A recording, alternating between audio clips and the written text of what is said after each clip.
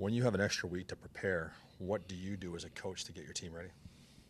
Well, I just watched more and more film. We got a chance to see the Bandits the last couple games, and we've watched our last 5 games, and man, they're on a heater. And I think, but the biggest message for us is don't change. Remember who we are, and we really focus on the good things we did in before we came out of the bye, and just really focused on what we need to do a little bit better. And this time of season, it comes down to details. It comes down to little things. It comes down to your second and third reads off of your plays, off of your looks, and making sure that we're recognizing our opponent really well, their tendencies and what they want to do. And we have to have a good shooting plan, and we have to get to the middle of the floor, and we have to execute. You always talk about 5-minute segments, feet where they are. When you come to Bandit Land or you go to the Loud House or to the Saddle Dome, it's a different animal because of the crowd. How do you change, or do you change anything at all? You just try to make them focus on the moment. I think the big message is logistics dictate what you do, and communication and trust are two cornerstones of defense.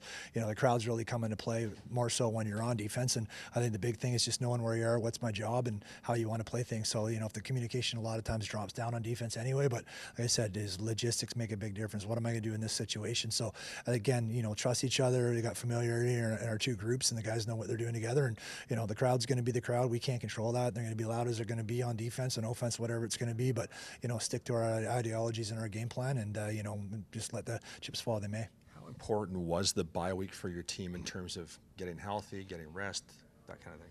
I think it's just a good reset. We went 12 games in 11 weeks, and that was a grind, and we came 9-3 out of that, which I was super proud of the guys for that. But we were banged up. We were struggling there near the end, and we got a great, training staff: Sakib, Karen, Doc, Sarah, and and everyone else. Boyer. The list can go on, and they really helped stay everybody together. And but we needed this break. There's no two ways about it, and we got that. And the guys are back, rejuvenated, and we'll have some guys back that have been out a little bit, so that's going to be exciting for us to have our full team together.